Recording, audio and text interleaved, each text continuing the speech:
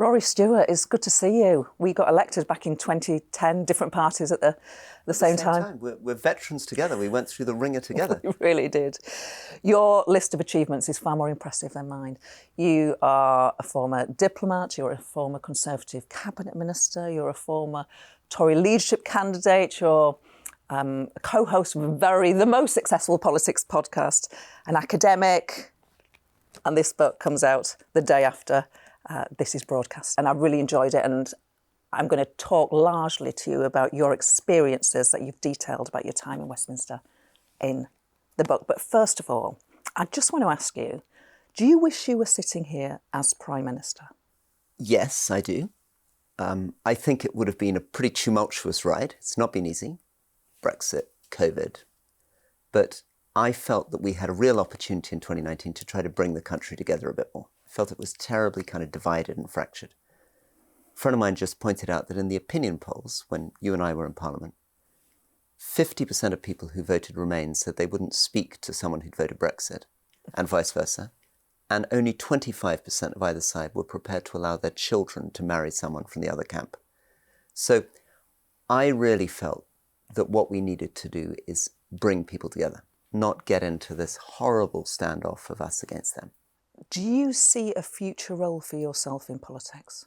I think it's difficult. I mean, you know politics just as well as I do. I'm not somebody who's in a very easy position with parties.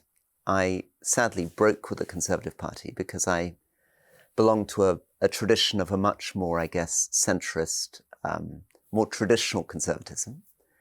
And so I don't feel comfortable in the direction the party's going at the moment.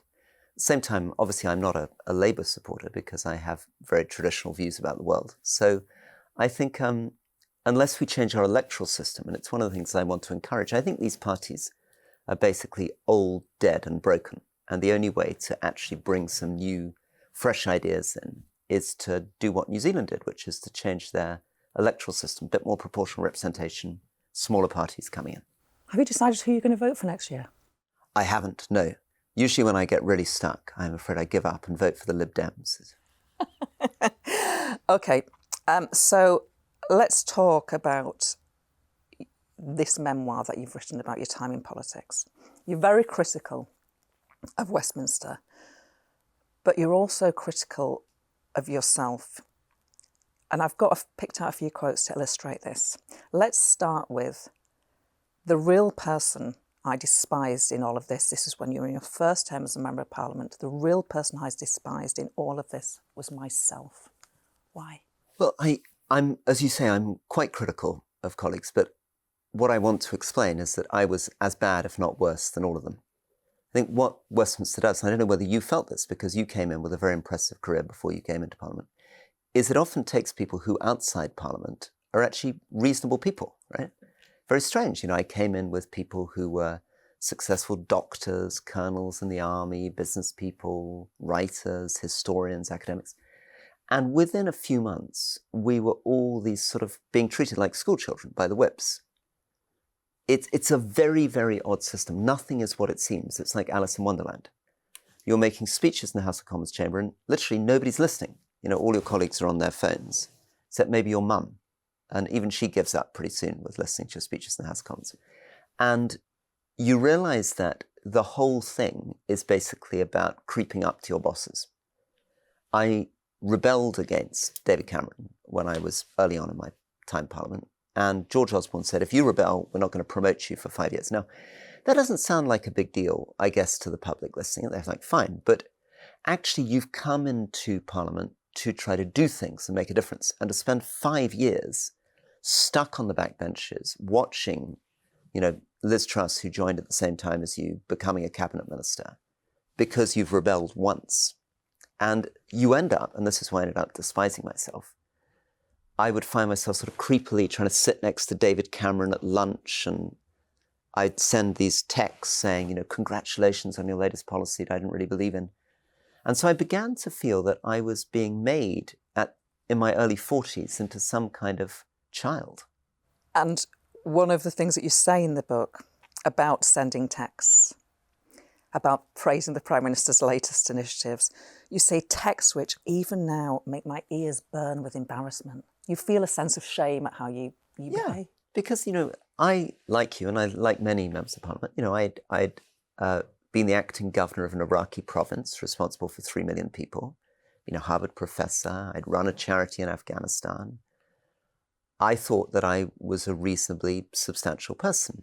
And I realized that as soon as I became an MP, all that's wiped out. Nobody takes you seriously anymore. I remember this guy called Archie Norman, who was the chief executive of Asda, came into the House of Commons. Big figure. Yeah.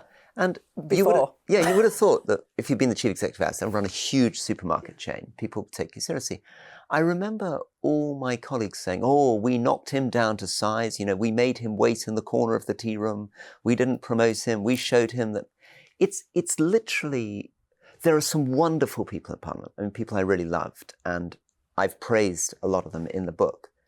But there is also a group of people who are very, very bitter, unfortunately mostly men, feel passed over and feel that their basic mission in life is to try to humiliate other people.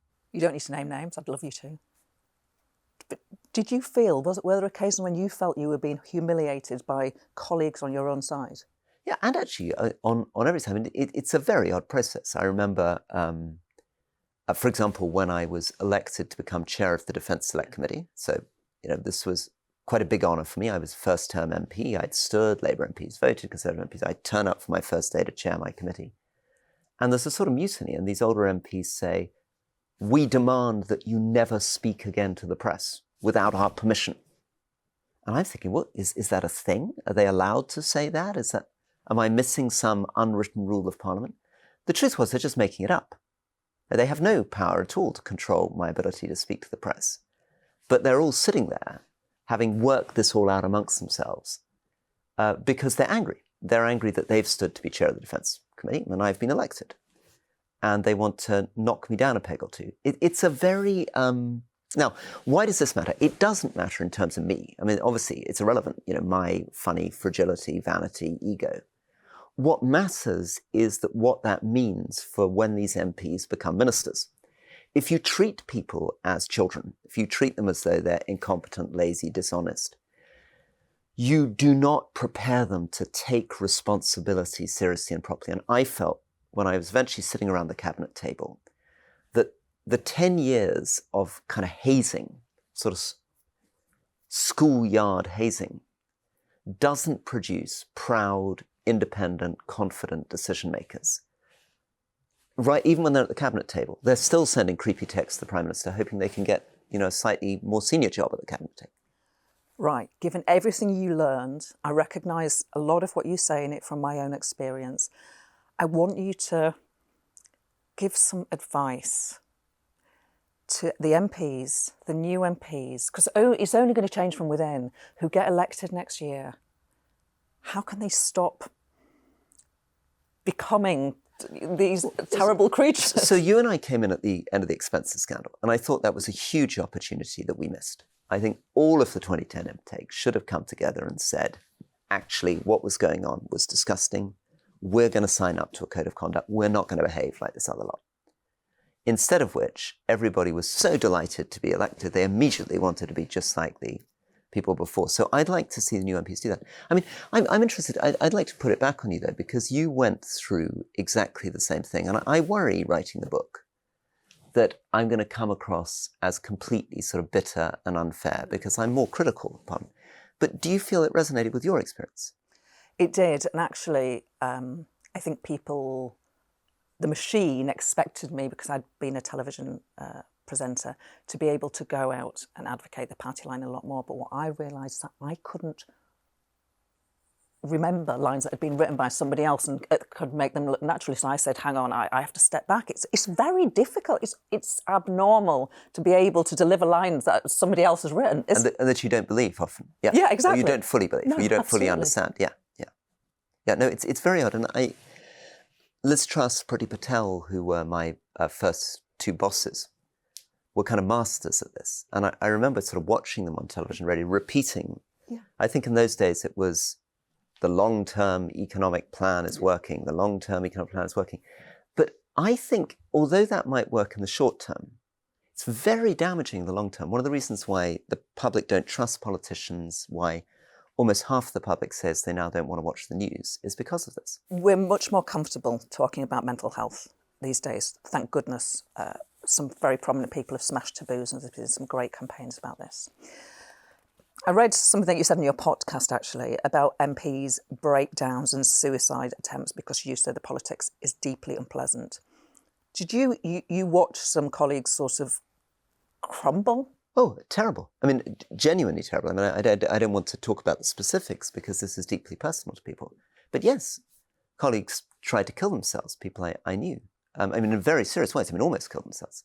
It was a miracle they weren't dead. There were other colleagues who had total breakdowns in the most humiliating, personal, embarrassing fashion possible in public. I mean, it was... And I think this is because the gap between the way that MPs are encouraged to present themselves to the public and who they really are is almost unsustainable for most people. It's mad because you're pretending to be this all-knowing, perfect, dynamic, confident, I've got the answers to everything, I know where we're going. The truth is, this is a country of 70 million people.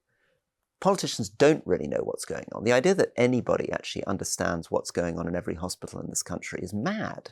And yet we pretend to the public, don't worry, I've got it fixed. You know, I'm sorting out the x-rays in the Carlisle Infirmary. You're not sorting out the x-rays in the Carlisle Infirmary, are you? Final question, by the way, I could chat to you for a lot longer.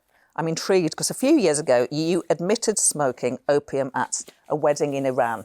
What's opium like? Well, it didn't have much impact on me. Oh. So in this particular village, it's a polite thing. You're invited to the wedding and they pass it all the way around. So this thing got to me and I thought, oh, I better be polite. And I then set off up the hill and I thought I'm going to have this sort of strange out-of-body experience. But in fact, I had a very, very boring day. I was walking for 21 months across Asia, and it was one of the most boring days of my 21-month walk. Okay. Well, you've done a good job for the war on drugs there. Rory Stewart, genuine pleasure, and I'm sure this is going to do really well. I really enjoyed it. Thank you. Thank you very much indeed.